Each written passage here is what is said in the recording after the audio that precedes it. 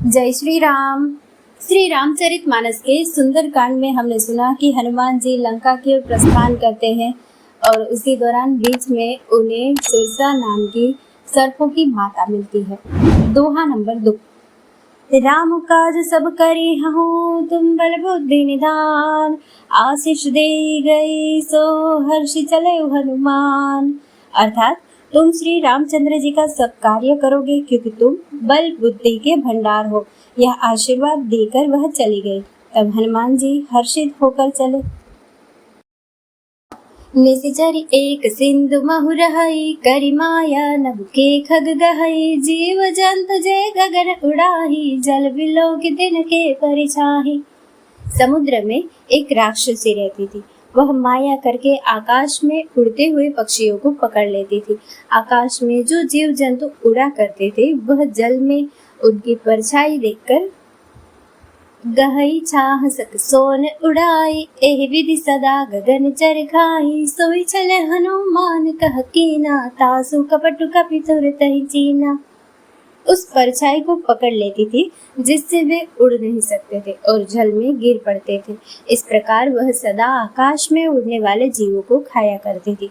उसने वही छल हनुमान जी से भी किया। हनुमान जी ने तुरंत ही उसका कपट पहचान लिया।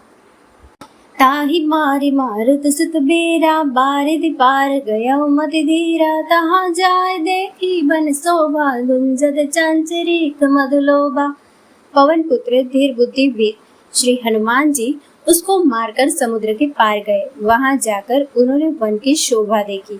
मधु यानी कि पुष्प रस के लोभ से भौरे गुंजार कर रहे थे। नाना तरु फल फूल सुहाए, खग मृग वृंद देखी मन भाए। सेल विशाल देखी एक आगे, तापर धाय चढ़े उभय त्यागे। अनेकों प्रकार के वृक्ष फल फूल से शोभित है।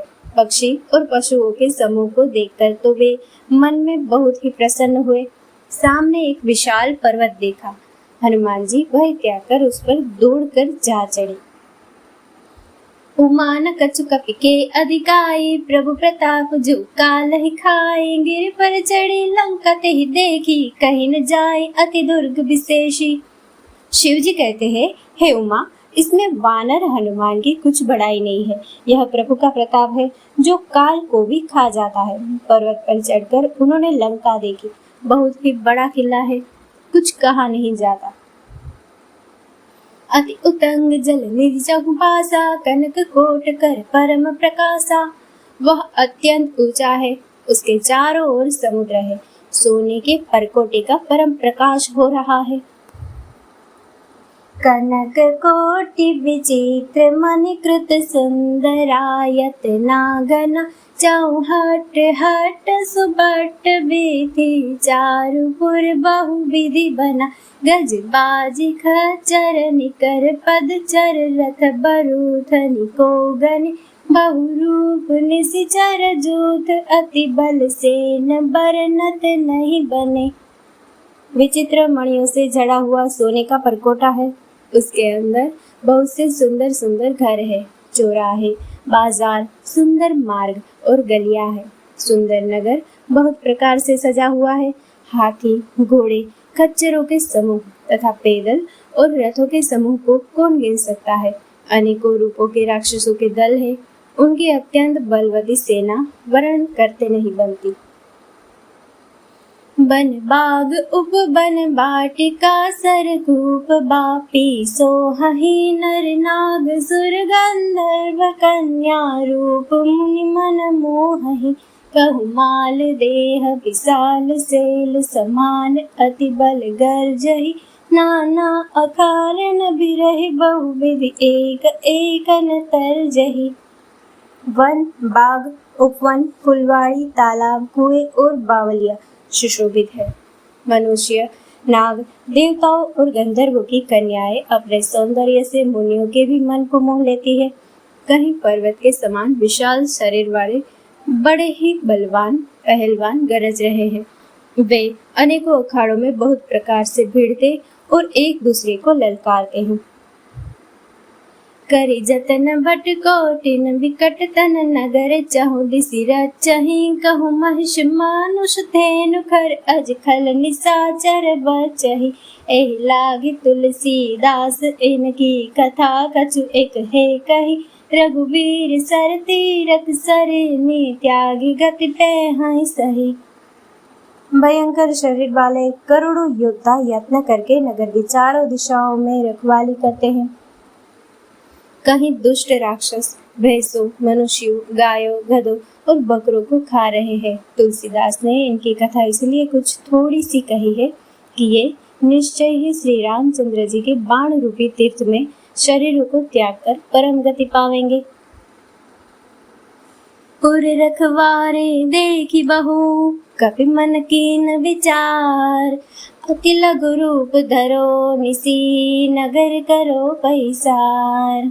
नगर के बहुसंख्यक रखवालों को देखकर हनुमान जी ने मन में विचार किया कि अत्यंत छोटा रूप धरूं और रात के समय नगर में प्रवेश करूं। मसक समान रूप कवि धारी लंका ही चले सुमिर नरहरि नाम लंकिनी एक निश्चरी सो कह चले सी मोहिनेंदरी। हनुमान जी मच्छर के समान रूप धारण कर नर रूप से लीला करने वाले भगवान श्री राम जी का स्मरण करके लंका को चले। लंकिनी नाम की एक राक्षसी रहती थी। वह बोली, मेरा निरादर करके यानी कि बिना मुझसे पूछे कहाँ चला जा रहा है।